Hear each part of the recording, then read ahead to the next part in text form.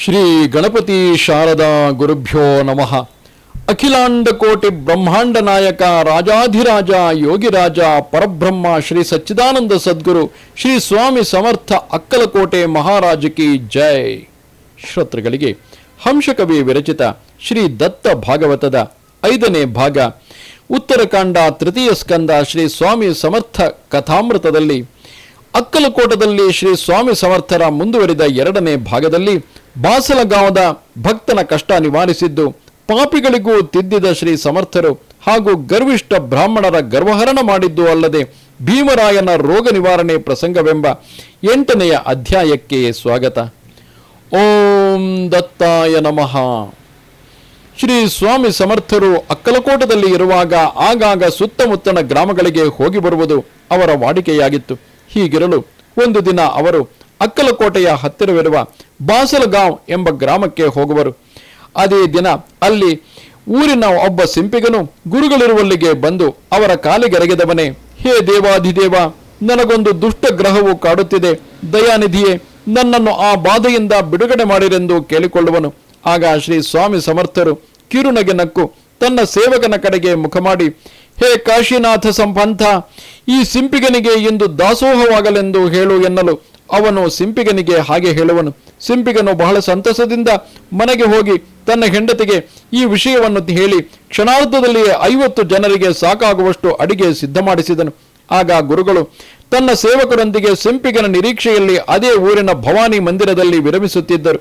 ಅಷ್ಟರಲ್ಲಿಯೇ ಅಲ್ಲಿಗೆ ಬಂದ ಸಿಂಪಿಗನು ಗುರುಗಳ ಪಾದಕ್ಕೆ ನಮಸ್ಕರಿಸಿ ತಾವು ತಮ್ಮ ಶಿಷ್ಯರೊಂದಿಗೆ ಊಟಕ್ಕೆ ಬರಲು ಪ್ರಾರ್ಥಿಸಿದನು.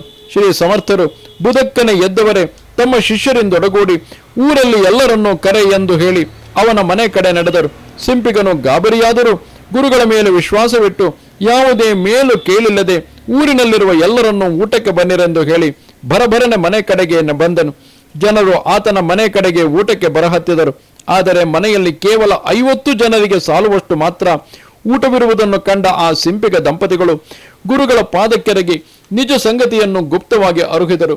ಆಗ ಗುರುಗಳು, ಹೆದರಬೇಡಿ, ಆ ಅಡುಗೆ ಮೇಲೆ ಬಟ್ಟೆ ಹಾಕಿ ನಂತರ ಬಡಿಸಿರಿ, ಎಲ್ಲರ ಭೋಜನದ ನಂತರ ನನ್ನ ಭೋಜನವಾಗುತ್ತದೆ ಎಂದು ಹೇಳಿ ಒಂದು ಮೂಲೆಯಲ್ಲಿ ಚಿಲುಮೆಯನ್ನು ಸೇದುತ್ತಾ ಕುಳಿತುಕೊಳ್ಳುವರು. ಆ ದಿನ ಅವರ ಮನೆಯಲ್ಲಿ ಸಾವಿರಾರು ಜನರ ಊಟವಾಗುವುದು. ನಂತರ ಶ್ರೀ ಸ್ವಾಮಿ ಸಮರ್ಥರು ಆ ಸಿಂಪಿಗ ದಂಪತಿಗಳೊಂದಿಗೆ ಊಟ ಮುಗಿಸಿದರು. ನಂತರ ಅವರ ಮನೆಯಲ್ಲಿ ಮಾಡಿದ ಅಡಿಗೆ ಹಾಗೆ ಉಳಿದಿತ್ತು. ಈ ದೃಶ್ಯವನ್ನು ಕಂಡ ಆ ದಂಪತಿಗಳು ಸ್ವಾಮಿ ಸಮರ್ಥರಿಗೆ ಅರುಹಲು ಅದನ್ನು ನೀರಿನಲ್ಲಿ ಬೆರೆಸಿ, ಈ ಊರಿನಲ್ಲಿರುವ ಗೋಮಾತೆಗಳಿಗೆಲ್ಲ ಕುಡಿಸುವವನಾಗು, ಇಂದಿನಿಂದ ನಿನ್ನ ಎಲ್ಲ ಸಂಕಟಗಳು ದೂರವಾಗುವುದರೊಂದಿಗೆ ನಿನ್ನ ದಾರಿದ್ರ್ಯವೂ ಕೂಡ ಗತಿಸಿತು ಎಂದು ಹೇಳಿ ತನ್ನ ಶಿಷ್ಯರೊಂದಿಗೆ ಮತ್ತೆ ಅಕ್ಕಲಕೋಟೆಗೆ ಬಂದರು. ಶ್ರೀ ಸ್ವಾಮಿ ಸಮರ್ಥರು ಮನುಷ್ಯರಷ್ಟೇ ಅಲ್ಲದೆ ಜಗತ್ತಿನ ಸಮಸ್ತ ಜೀವಿಗಳನ್ನು ತಮ್ಮ ಹತೋಟಿಯಲ್ಲಿ ಇಟ್ಟುಕೊಂಡಿದ್ದರು. ಹೀಗಿರಲು ಒಂದು ಕೋತಿಯು ತನ್ನ ವಿಪರೀತ ಚೇಷ್ಟೆಗಳಿಂದ ಎಲ್ಲರನ್ನೂ ಸದಾ ಪೀಡಿಸುತ್ತಿತ್ತು. ಅದು ಕಂಡವರ ಮನೆಗೆ ನುಗ್ಗಿ ತನ್ನಿಷ್ಟ ಬಂದಂತೆ ವರ್ತಿಸಹತ್ತಿತು. ಇದರ ಕಾಟವನ್ನು ತಾಳಲಾರದ ಜನಗಳು ಒಂದು ದಿನ ಪ್ರಭುಗಳಲ್ಲಿ ತಮ್ಮ ಅಳಲನ್ನು ತೋಡಿಕೊಳ್ಳುವರು. ರಾಜನು ಆ ಕೋತಿಯನ್ನು ಹಿಡಿದು ತರಲು ತನ್ನ ನೌಕರರಿಗೆ ಆದೇಶಿಸುವನು. ಅವರುಗಳು ಬಹಳ ಶ್ರಮವಹಿಸಿ ಆ ಕೋತಿಯನ್ನು ಬಂಧಿಸಿ ಖಂಡೋಬಾ ಮಂದಿರಕ್ಕೆ ತರುವರು. ಅತ್ತ ಶ್ರೀ ಸ್ವಾಮಿ ಸಮರ್ಥರು ಆ ಕೋತಿಯನ್ನು ತನ್ನಲ್ಲಿಗೆ ತರಬೇಕೆಂದು ಚೋಳಪ್ಪ ಮತ್ತು ಜಾಧವನಿಗೆ ಅಪ್ಪಣೆ ಮಾಡುವರು. ನಂತರ ಅವರು ಹೋಗಿ ಆ ರಾಜಭಟರಿಗೆ ಶ್ರೀ ಸ್ವಾಮಿ ಸಮರ್ಥರ ವಿಚಾರವನ್ನು ತಿಳಿಸಲು ಶ್ರೀ ಸ್ವಾಮಿ ಸಮರ್ಥರ ಮಹಿಮೆಯನ್ನರಿತ ಅವರು ಆ ಕೋತಿಯನ್ನು ಸ್ವಾಮಿ ಸಮರ್ಥರ ಮುಂದೆ ತಂದು ಇಳಿಸುವರು.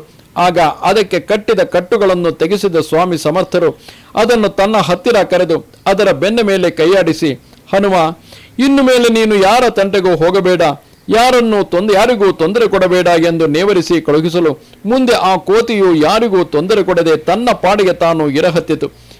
ಅತ್ತ ಇಂತಹದೇ ಆದ ಮತ್ತೊಂದು ಘಟನೆ ಎಂದರೆ, ಅದೇ ಊರಿನಲ್ಲಿ ಆನೆಯೊಂದು ತನ್ನ ಸರಪಳಿಯನ್ನು ಹರಿದುಕೊಂಡು ಮದವೇರಿ ಸಿಕ್ಕಾಪಟ್ಟೆ ಅತ್ತಿತ್ತ ಹರಿದಾಡುತ್ತಾ ಎಲ್ಲರನ್ನೂ ಪೀಡಿಸಹತ್ತಿತು. ಅದು ಸಾಕು ಆನೆಯಾಗಿದ್ದು ಅದರ ಹೆಸರು ಜವಾಹರ್ ಎಂದಿದ್ದು ಏಕೋ ಏನೋ ಅದು ಆ ದಿನ ಅದರ ಮಾವುತನಿಗೂ ಕೂಡ ಹತೋಟಿಗೆ ಬರದಾಗಿತ್ತು. ಹೀಗಿರಲು ಸ್ವಾಮಿ ಸಮರ್ಥರು ಆ ದಿನ ಚೋಳಪ್ಪನ ಮನೆಯಿಂದ ಮುಖ್ಯ ಬೀದಿಯಲ್ಲಿ ಬರುವಾಗ ಎದುರಿಗೆ ಆ ಮದಬೇರಿದ ಆನೆಯು ಬರುತ್ತಿತ್ತು.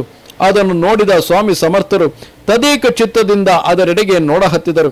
ಆಗ ಓಡೋಡಿ ಬರುತ್ತಿದ್ದ ಆನೆಯು ಸಮರ್ಥರನ್ನು ಕಂಡು ತನ್ನ ಸೊಂಡಿಲನ್ನು ಕೆಳಗೆ ಹಾಕಿ ಗುರುಗಳಿಗೆ ನಮಸ್ಕರಿಸಿ ಶಾಂತವಾಗಿ ಸುಮ್ಮನೆ ನಿಲ್ಲಲು ಗುರುಗಳು ಅದರ ತಲೆಯ ಮೇಲೆ ಕೈಯಾಡಿಸುತ್ತಾ, ಹೇ ಗಜರಾಜನೇ, ಇನ್ನು ಮುಂದೆ ನೀನು ಶಾಂತನಾಗಿ ವರ್ತಿಸು, ಹೀಗೆಲ್ಲ ಮಾಡಬಾರದು ಎನ್ನಲು ಅದು ತನ್ನ ತಲೆಯನ್ನು ಅಲ್ಲಾಡಿಸಿ ಒಪ್ಪಿಗೆ ಸೂಚಿಸಿ ಅದೇ ತಾನು ಬಂದ ಮಾಲೀಕನ ಬೆನ್ನು ಹತ್ತಿ ಹೋಯಿತು.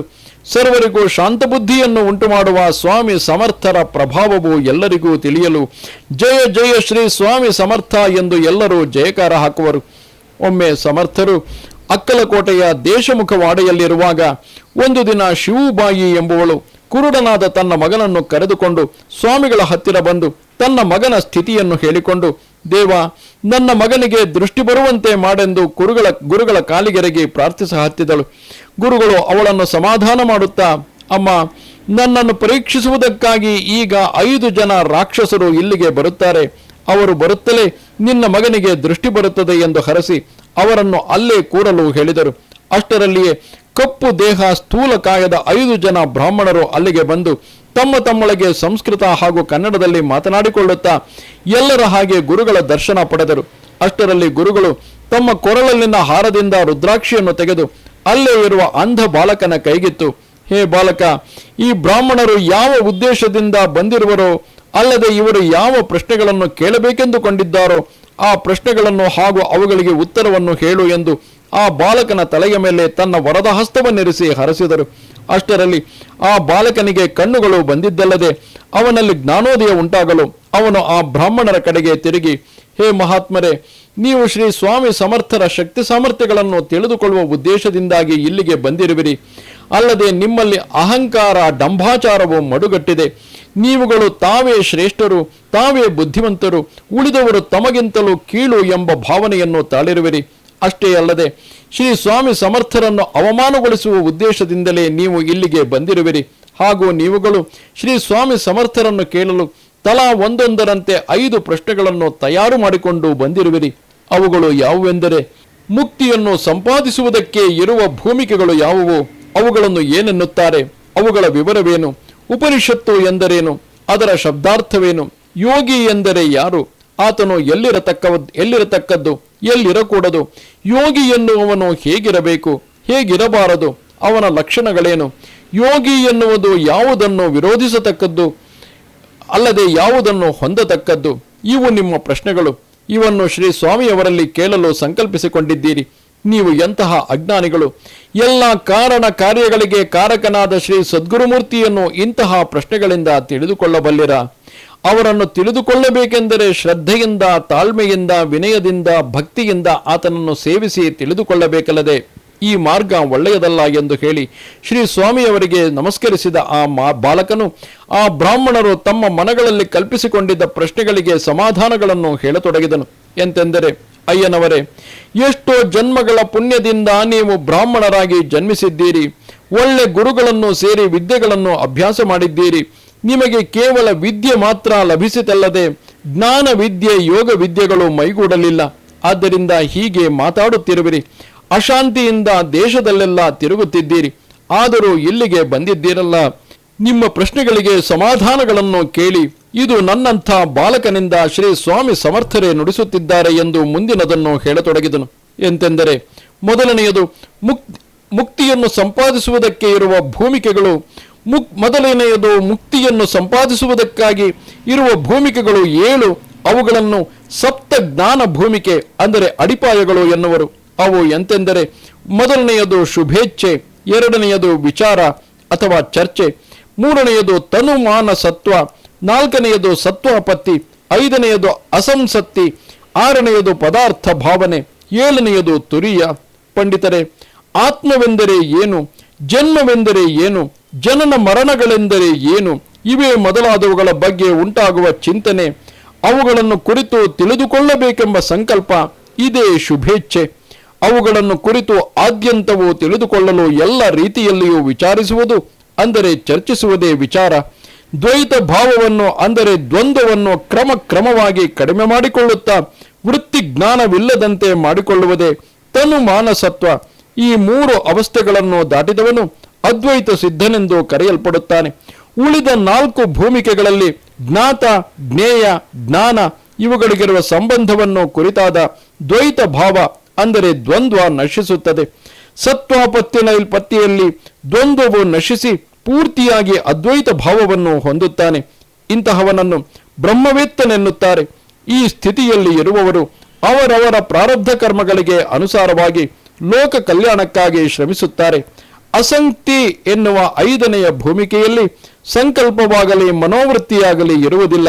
ಹಾಗಾಗಿ ಅವುಗಳನ್ನು ಕುರಿತಾದ ದ್ವಂದ್ವದ ವಾಸನೆಯೂ ಸಹ ಇರುವುದಿಲ್ಲ. ಅಂತಹವರನ್ನು ಬ್ರಹ್ಮವಿದ್ಯಕರು ಎನ್ನುತ್ತಾರೆ.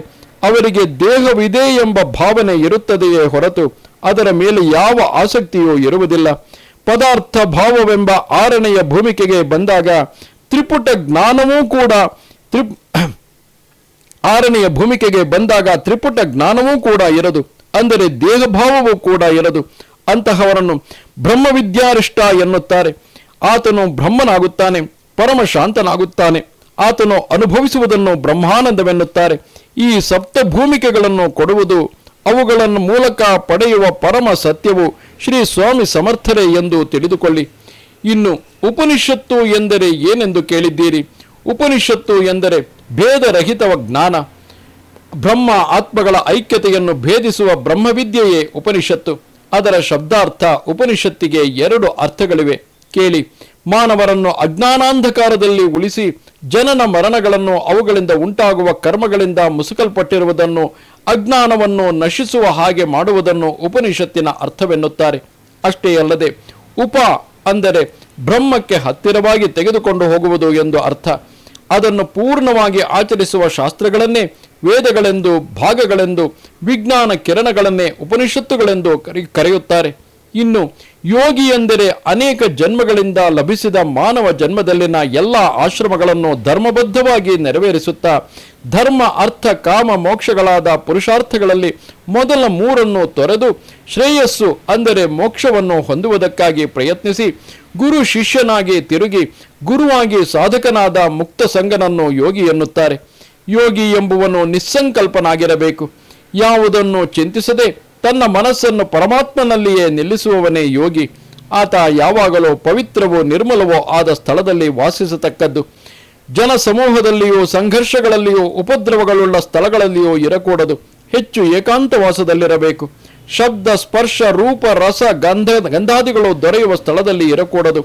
ಯೋಗಿಯು ಎಲ್ಲ ಸಮಯಗಳಲ್ಲಿಯೂ ಮನಸ್ಸು, ಮಾತು, ದೇಹ, ಕರ್ಮಗಳಿಂದಲೂ ಸಾಧನೆಯಿಂದಲೂ ಪರಮಾತ್ಮನಲ್ಲಿ ಲಯಿಸಿ ಅವನೊಂದಿಗೆ ಆತ್ಮಾನಂದವನ್ನು ಹೊಂದುತ್ತಿರತಕ್ಕದ್ದು. ಅಷ್ಟೇ ಹೊರತು ದೃಶ್ಯ ಅಂದರೆ ಇಂದ್ರಿಯ ಗೋಚರ ಪದಾರ್ಥಗಳ ಮೇಲೆ ಮನಸ್ಸಿಡಬಾರದು. ಮತ್ತೆ ಯೋಗಿ ಎನ್ನುವವನು ನಿತ್ಯ ಜಪತಪಗಳನ್ನು ಆಚರಿಸುತ್ತಾ ಅಷ್ಟಾಂಗ ಯೋಗಗಳನ್ನು ಅರಿತು ಅವುಗಳನ್ನು ಸಾಧಿಸುತ್ತಾ ಯೋಗಾಭ್ಯಾಸಿಯಾಗಿ ಯೋಗನಿಷ್ಠನಾಗಿ ತನ್ನ ಚಿತ್ತ, ವೃತ್ತಿ, ದೇಹ, ಪ್ರಾಣ, ಇಂದ್ರಿಯಗಳು, ಮನಸ್ಸು, ಬುದ್ಧಿ, ಅಹಂಕಾರ ಮುಂತಾದವುಗಳನ್ನು ನಿಷೇಧಿಸಿ ತನ್ನ ಮನಸ್ಸನ್ನು ಯಾವಾಗಲೂ ಪರಮಾತ್ಮನಲ್ಲಿಯೇ ಇರಿಸಿ ಯಾವುದಕ್ಕೂ ಚಿಂತಿಸದೆ ಮಾನಾಪಮಾನ, ನಿಂದೆ, ಸ್ತುತಿಗಳೆಂಬ ದ್ವಂದ್ವಗಳನ್ನು ತೊರೆದು ಗಿಡವನ್ನು ಕಡಿಯುತ್ತಿದ್ದರೂ ಕಾಂಡವು ಕದಲದೆ ಇರುವಂತೆಯೇ ಯೋಗಿಯು ಕೂಡ ಇರತಕ್ಕದ್ದು. ಸಂಘಿ ಪುರುಷರೊಡನೆ ಸಂಘ ಸಮಾಜಗಳು ಅದರೊಂದಿಗೆ ಸಂಬಂಧವುಳ್ಳವರು, ಅವರು ಬಾಧೆಗಳಿಗೆ ಈಡಾಗುತ್ತಾರೆ. ಯೋಗಿಯು ಹಾಗೆ ಆಗಲಾರ. ಆದ್ದರಿಂದ ಯೋಗಿಯು ಸಂಘವನ್ನು ತ್ಯಜಿಸತಕ್ಕದ್ದು. ಸಮಾಜದೊಳಗಿದ್ದರೂ ಅವುಗಳ ವ್ಯವಹಾರದಲ್ಲಿ ಮನಸ್ಸನ್ನಿಡಬಾರದು. ದೃಶ್ಯಗಳಲ್ಲಿಯೂ ಶಬ್ದಾದಿ ರೂಪಗಳಿಗೂ ಮನಸ್ಸನ್ನು ಒಡ್ಡಬಾರದು. ಅವರು ನಿತ್ಯವೂ ಆತ್ಮಾನಂದವನ್ನು ಹೊಂದುತ್ತಾ ಸಾಧನೆಯಿಂದ ಪರಮಾತ್ಮನನ್ನು ಹೊಂದತಕ್ಕದ್ದು. ಯೋಗಿಗಳಾಗುವವರಿಗೆ ಚಿತ್ತ ನಿರೋಧವೇ ಪರಮ ಸಾಧನೆ. ಅದನ್ನು ಸಾಧಿಸಲು ಪ್ರಯತ್ನಿಸತಕ್ಕದ್ದು. ಆಗ ಮಾತ್ರ ಆತನಿಗೆ ಅಮೃತವು ಸಿದ್ಧಿಸಬಲ್ಲದು. ಇದನ್ನು ಹೊಂದುವುದಕ್ಕಿರುವ ಎಲ್ಲ ಕಾರ್ಯಗಳನ್ನು, ಮಾರ್ಗಗಳನ್ನು ನಿರೋಧಿಸತಕ್ಕದ್ದು. ಯಾವಾಗಲೂ ಭಗವದ್ಭಕ್ತಿಯಿಂದ ತುಂಬಿ ಆನಂದದಿಂದ ಜೀವಿಸಬೇಕು. ಪಂಡಿತರೇ, ಇವು ನಿಮ್ಮ ಪ್ರಶ್ನೆಗಳು ಮತ್ತು ಅವುಗಳ ಸಮಾಧಾನಗಳು ಯಾವಾಗಲೂ ಈರ್ಷ್ಯೆ, ಅಸೂಯೆ, ಡಂಬಗಳಿಂದ ನೀವು ಏಕೆ ಅಶಾಂತಿಯನ್ನು ತಂದುಕೊಳ್ಳುತ್ತಿರುವಿರಿ? ಉತ್ತಮರು ಅಧಮರೆಂದು ಈಶ್ವರ ಪ್ರಸಾದಿತನಾದ ಸೃಷ್ಟಿಯನ್ನು, ಅವುಗಳೊಳಗಿನ ಜೀವರಾಶಿಯನ್ನು ವಿಭಜಿಸಿ ಭೇದಗಳನ್ನು ಸೃಷ್ಟಿಸಿದಲ್ಲಿ ನಿಮಗೆ ಶಾಂತಿ ಕೈಗೂಡುವುದೇ? ಶಾಸ್ತ್ರ ವಿಚಾರದಲ್ಲಿ ತತ್ವವನ್ನು ತಿಳಿಯತಕ್ಕದ್ದೇ. ಆದರೆ ಮೂರ್ಖತನದಿಂದ ಆ ವಿದ್ಯೆಯನ್ನು ಹೊಂದಬಾರದು. ಗುರುಗಳಲ್ಲಿ ವಿಶ್ವಾಸವಿರಿಸಿ ಶುದ್ಧ ಭಕ್ತಿಯಿಂದ ಅವರನ್ನು ಸೇವಿಸಿ ಹೊಂದಿದ ವಿದ್ಯೆಯು ಅಜ್ಞಾನವನ್ನು ನಾಶ ಮಾಡುವುದು. ಇದರಿಂದ ಜ್ಞಾನವು ಲಭಿಸುವುದು. ಇಲ್ಲವಾದಲ್ಲಿ ವಿದ್ಯೆಯನ್ನು ಹೊಂದಿಯೂ ಕೂಡ ಎಲ್ಲರೂ ನಿಮ್ಮ ಹಾಗೆ ಲೋಕದೊಳಗೆ ತಿರುಗುತ್ತಿರುವರು. ಕಾಮ ಕ್ರೋಧಗಳೊಳಗೆ ಸಿಕ್ಕು ಪತನವಾಗುವರು. ಯಾವನು ತನ್ನ ಚಿತ್ತವನ್ನು ಪರಮಾತ್ಮನಲ್ಲಿಯೇ ಸೇರಿಸಿ ಪರಮಾನಂದ ಸ್ವರೂಪನಾಗಿ ಜೀವನ್ಮುಕ್ತನಾಗುತ್ತಿರುವನೋ ಅಂತಹವನು ತಾನು ಧನ್ಯನಾಗುವುದು ಅಲ್ಲದೆ ತನ್ನವರೆಲ್ಲರನ್ನೂ ಧನ್ಯರನ್ನಾಗಿ ಮಾಡುವನು. ಅಂತಹ ಕುಲ ಧನ್ಯ, ತಂದೆ ತಾಯಿಗಳು ಕೃತಾರ್ಥರು, ಆ ಗ್ರಾಮವು ಆ ದೇಶವು ಪುಣ್ಯಯುತವಾಗುವುದು. ಆದ್ದರಿಂದ ಬ್ರಾಹ್ಮಣರೇ, ಪರಮಯೋಗಿ ಪುರುಷನು ಯೋಗಿಗಳಿಗೆ ಯೋಗಿಯು ಯೋಗಿರಾಜ ಪರಬ್ರಹ್ಮ ಸಚ್ಚಿದಾನಂದ ಸದ್ಗುರುವಾದ ಶ್ರೀ ಸ್ವಾಮಿ ಸಮರ್ಥರ ಸನ್ನಿಧಿಯಲ್ಲಿ ನಿಮ್ಮ ಅಹಂಕಾರವನ್ನು ತೊರೆದು ಅವರ ಆಶೀರ್ವಾದಗಳನ್ನು ಪಡೆದು ಉತ್ತಮರಾಗಿ ಜೀವನದ ಪರಮಾವಧಿಯನ್ನು ಹೊಂದಿರಿ ಎಂದು ನುಡಿಯಲು ಅವನ ದಿವ್ಯವಾದ ಜ್ಞಾನದೊಂದಿಗೆ ಕಣ್ಣುಗಳಿಂದ ನೋಡುವ ಶಕ್ತಿಯನ್ನು ಸಹ ಪಡೆದು ಶ್ರೀ ಸ್ವಾಮಿ ಸಮರ್ಥರ ಬಳಿಗೆ ಹೋಗಿ ಅವರಿಗೆ ಸಾಷ್ಟಾಂಗ ನಮಸ್ಕಾರಗಳನ್ನು ಅರ್ಪಿಸಿ, ಓ ದೇವಾಧಿದೇವ, ನೀನು ಪರಂಧಾಮನು, ಪರಮ ಪವಿತ್ರ ಸತ್ಯ ಸ್ವರೂಪನು, ಶಾಶ್ವತನು, ಆದಿದೇವನು, ಹುಟ್ಟು ಇಲ್ಲದವನು, ದೇಹವನ್ನು ಧರಿಸಿಯೂ ವಿದೇಹಿಯು, ಸಮಾಜದೊಳಗಿದ್ದು ನಿಸ್ಸಂಗಿಯು, ನಿತ್ಯಾನಂದನು ನೀನೇ, ಪರಮಗತಿಯು ಸಚ್ಚಿದಾನಂದನು. ತಂದೆ, ನೀನು ಸದಾಕಾಲವು ನನ್ನನ್ನು ಅನುಗ್ರಹಿಸಿ ಈ ಜ್ಞಾನವನ್ನು, ಈ ಸದ್ಭಕ್ತಿಯನ್ನು ಶಾಶ್ವತವಾಗಿರಿಸು ಎಂದು ಪ್ರಾರ್ಥಿಸಿದನು. ಕಿರುನಗೆ ನಕ್ಕು ಶ್ರೀ ಸ್ವಾಮಿಯವರು ಆಶೀರ್ವದಿಸಿದರು. ಹೀಗೆ ಆ ಬಾಲಕನ ಮಾತುಗಳನ್ನು ಕೇಳಿ ಆ ಬ್ರಾಹ್ಮಣರು ಆಶ್ಚರ್ಯಪಟ್ಟು ತಮ್ಮ ಮನಸ್ಸಿನೊಳಗಿನ ಭಾವಗಳನ್ನು ಹೇಗೆ ತಿಳಿದುಕೊಂಡನು, ತಮ್ಮ ಪ್ರಶ್ನೆಗಳನ್ನು ಅವುಗಳಿಗಾಗಿ ತಮಗಿಂತ ಉತ್ತಮವಾದ ಸಮಾಧಾನಗಳನ್ನು ಅವನಿಂದ ನುಡಿಸಿದವರು ಸಾಮಾನ್ಯರಲ್ಲವೆಂದು ಅವರನ್ನು ಪರೀಕ್ಷಿಸಲು ಬಂದ ತಾವು ಮಹಾಮೂರ್ಖರೆಂದು ಯೋಚಿಸಿ ಆಗ ಆ ಬ್ರಾಹ್ಮಣರು ತಮ್ಮ ತಪ್ಪನ್ನು ತಿಳಿದು ಪಶ್ಚಾತ್ತಾಪಪಟ್ಟು ಶ್ರೀ ಸ್ವಾಮಿಗಳ ಪಾದಗಳಿಗೆ ಎರಗಿದರು. ಆಗ ಶ್ರೀ ಸ್ವಾಮಿಯವರು, ನಾನು ಯಾವ ಮುಂದಾಲೋಚನೆಯೂ ಇಲ್ಲದೆ ಯಾರ ಕೈಯಿಂದಾದರೂ ಆಹಾರವನ್ನು ಸ್ವೀಕರಿಸುತ್ತೇನೆಂದು ಆಚಾರ ವಿಚಾರಗಳನ್ನು ಪಾಲಿಸಿದವನೆಂದು ನನ್ನಲ್ಲಿ ಶಕ್ತಿ ಇರುವುದೋ ಇಲ್ಲವೋ ಎಂದು ತಿಳಿದುಕೊಳ್ಳದೆ ಪರೀಕ್ಷಿಸಲು ಬಂದಿರಲ್ಲವೇ ಎಂದರು. ಅವರು ಮತ್ತಷ್ಟು ಖಿನ್ನರಾಗಿ ನಿಂತುಕೊಂಡರು. ಶ್ರೀ ಸ್ವಾಮಿಯವರು ಅವರಲ್ಲಿ ಒಬ್ಬನನ್ನು ಕುರಿತು, ಎಲ್ಲೋ ನೀನು ಬ್ರಾಹ್ಮಣನೆಂದು ಗರ್ವಿಸಿ ಇತರರನ್ನು ಅನಾಚಾರಿಗಳನ್ನಾಗಿ ಮಾಡಬೇಕೆಂದು ಅಹಂಕಾರ ಪಡುತ್ತಿರುವೆ. ಆದರೆ ಸ್ವಯಂ ನೀನೇ ಬ್ರಾಹ್ಮಣನಲ್ಲ. ನಿನ್ನ ತಾಯಿಯು ವ್ಯಭಿಚಾರ ಮಾಡಿದ ಕಾರಣ ಇವಲ್ ಜಾಕ್ಷಿ ಎಂಬ ಯವನನಿಂದಾಗಿ ನೀನು ಜನ್ಮಿಸಿದೆ ಎಂದು ಹೇಳುತ್ತಲೇ ಆತನ ದಿವ್ಯತೆಯನ್ನು ಪರೀಕ್ಷಿಸಲು ಬಂದ ತಮ್ಮ ಅಜ್ಞಾನಕ್ಕೆ ಗಲ್ಲಗಲ್ಲ ಬಡಿದುಕೊಳ್ಳುತ್ತಾ, ಹೇ ಸಮರ್ಥ, ಇದರ ಪ್ರಾಯಶ್ಚಿತ್ತಕ್ಕಾಗಿ ಅಪ್ಪಣೆ ಮಾಡಿರೆಂದು ಕೇಳಲಾಗಿ ಶ್ರೀ ಸ್ವಾಮಿಯವರು ತೀರ್ಥಯಾತ್ರೆಗಳನ್ನು ಗಂಗಾ ಸ್ನಾನವನ್ನು ಮಾಡೆಂದು ಆ ಕುಲಭ್ರಷ್ಟನಿಗೆ ಆದೇಶಿಸಿದರು. ನಂತರ ಅಲ್ಲಿಗೆ ಬಂದ ಎಲ್ಲ ಬ್ರಾಹ್ಮಣರು ಶ್ರೀ ಸಮರ್ಥರಿಗೆ ಕ್ಷಮೆ ಕೋರಿ ವಂದಿಸಲು ಎಲ್ಲರನ್ನೂ ಸುಖವಾಗಿ ಬಾಳಿರೆಂದು ಹರಸಿ ಅವರವರಿಗೆ ಊರಿಗೆ ಕಳುಹಿಸಿದರು. ಇತ್ತ ಅಕ್ಕಲಕೋಟೆಯಲ್ಲಿ ಭೀಮರಾಮ ಎಂಬ ವ್ಯಕ್ತಿ ಇದ್ದನು. ಅವನ ತಲೆಯ ಮೇಲೆ ದೊಡ್ಡ ಗಡ್ಡೆ ಇತ್ತು. ನೋಡುವುದಕ್ಕೆ ಬಹಳ ವಿಕಾರವಾಗಿದ್ದುದರಿಂದ ಆತನನ್ನು ನೋಡಿ ಎಲ್ಲರೂ ಅವಹೇಳನ ಮಾಡಿ ನಗಹತ್ತಿದರು. ಆಗ ಭೀಮರಾಯನು ಒಳಗೊಳಗೆ ಕುಗ್ಗಿ ಹೋಗುತ್ತಿದ್ದನು. ಶ್ರೀ ಸ್ವಾಮಿಯವರಿಗೆ ಕಾಷಾಯ ಬಣ್ಣದ ಹೂಗಳೆಂದರೆ ಎಷ್ಟೋ ಪ್ರೀತಿ ಎಂದು ಆತನಿಗೆ ಗೊತ್ತು. ಅದರಿಂದಾಗಿ ಆತನು ದಿನಾಲು ಆ ಬಣ್ಣದ ಹೂಗಳನ್ನು ತಂದು ಶ್ರೀ ಸ್ವಾಮಿಯ ಪಾದಗಳಿಗೆ ಸಮರ್ಪಿಸುತ್ತಿದ್ದನು. ಒಂದು ದಿನ ಹೂಗಳನ್ನು ತಂದು ಶ್ರೀ ಸ್ವಾಮಿಯ ದರ್ಶನ ಮಾಡಿದನು. ಆ ದಿನ ಆತನನ್ನು ನೋಡಿ ಶ್ರೀ ಸ್ವಾಮಿಯವರು ನಕ್ಕು, ಇದೋ 2 ತಲೆಯ ರಾಕ್ಷಸ ಬರುತ್ತಿದ್ದಾನೆ ನೋಡಿ ಎಂದು ಹಾಸ್ಯ ಮಾಡಿದರು. ತಾನು ನಂಬಿಕೊಂಡಿದ್ದ ಶ್ರೀ ಸ್ವಾಮಿಯೂ ತನ್ನನ್ನು ಹಾಸ್ಯ ಮಾಡುವುದನ್ನು ನೋಡಿ ಅವಮಾನದಿಂದ ಎಷ್ಟು ಖಿನ್ನನಾಗಿ ದಿಗಿಲಿನಿಂದ ಶ್ರೀ ಸ್ವಾಮಿಗೆ ನಮಸ್ಕರಿಸಿ ತನ್ನ ಬಾಧೆಯನ್ನು ದೂರ ಮಾಡಿರೆಂದು ತನ್ನ ಮನದೊಳಗೆ ಪ್ರಾರ್ಥಿಸಿ ಮನೆಗೆ ಹಿಂದಿರುಗಿದನು. ಆ ದಿನ ಮಧ್ಯಾಹ್ನದ ಊಟದ ನಂತರ ಚಿಕ್ಕ ನಿದ್ರೆ ಹತ್ತಿತು. ಆ ನಿದ್ರೆಯೊಳಗೆ ಶ್ರೀ ಸ್ವಾಮಿಯವರು ಕಾಡಿಸಿ ತನ್ನ ಬಳಿಯಲ್ಲಿ ನಿಂತು ತನ್ನ ತಲೆಯ ಮೇಲಿರುವ ಆ ಗಡ್ಡೆಯ ಮೇಲೆ ಆಪ್ಯಾಯದಿಂದ ನೇವರಿಸಿ ನೋಡಿದರು. ಕೂಡಲೇ ಆತನಿಗೆ ಎಚ್ಚರವಾಯಿತು. ಆತನ ಆಶ್ಚರ್ಯಕ್ಕೆ ಅಂತ್ಯವಿಲ್ಲವಾಯಿತು. ಆ ಗಡ್ಡೆಗೆ ಸಂಬಂಧಿಸಿದ ಊತವೆಲ್ಲ ಹೋಗಿ ಅದರ ಚರ್ಮವು ಮಾತ್ರ ಜೋತಾಡುತ್ತಿತ್ತು. ಆಗ ಅವನು ಹಿಡಿತಕ್ಕೆ ಮೀರಿದ ಸಂತೋಷದಿಂದ ಓಡೋಡುತ್ತಾ ಶ್ರೀ ಸ್ವಾಮಿಯವರ ಬಳಿಗೆ ಹೋಗಿ ಅವರ ಪಾದಗಳ ಮೇಲೆ ಬಿದ್ದು ಭೋರೆಂದು ಅತ್ತನು. ಇಷ್ಟು ಕಾಲ ತಾನು ಅನುಭವಿಸಿದ ವೇದನೆಯನ್ನೆಲ್ಲ ಕಳೆದುಕೊಂಡನು. ಶ್ರೀ ಸ್ವಾಮಿಯವರು ಅಭಯವಿತ್ತು ವಿಭೂತಿಯನ್ನು ಕೊಟ್ಟು ಆ ವಿಭೂತಿಯನ್ನು ನೀರೊಳಗೆ ಕಲಸಿ ಆ ಚರ್ಮಕ್ಕೆ ಲೇಪಿಸೆಂದು ಅಪ್ಪಣೆ ಮಾಡಿದರು. ಭೀಮರಾಯನು ಹಾಗೆ ಮಾಡಲಾಗಿ 4 ದಿನಗಳಲ್ಲಿ ಆ ಚರ್ಮವು ಒಣಗಿ ಉದುರಿ ಹೋಗಿ ಸಾಮಾನ್ಯವಾದ ಚರ್ಮವು ಬಂದಿತು. ವಿಚಿತ್ರವಾದ ಈ ಅದ್ಭುತ ಲೀಲೆಗಳಿಗೂ ಶ್ರೀ ಸ್ವಾಮಿಯವರ ಪ್ರೀತಿಗೂ ಅವರ ರಕ್ಷಣಾಶಕ್ತಿಗೂ ಭೀಮರಾಯನು ಭಕ್ತರು ಆಶ್ಚರ್ಯದಿಂದ ಆನಂದಪಟ್ಟರು ಎನ್ನುವಲ್ಲಿಗೆ ಈ ಅಧ್ಯಾಯವು ಮುಕ್ತಾಯವಾಗುತ್ತದೆ. ನಮಸ್ತೆ ಶಾರದೆ ದೇವಿ ಕಾಶ್ಮೀರ ಪುರವಾಸಿನಿ ತ್ವಾಮಹಂ ಪ್ರಾರ್ಥಯೇ ನಿತ್ಯಂ ವಿದ್ಯಾದಾನಂಚ ದೇಹಿಮೆ. ನಮಸ್ಕಾರ.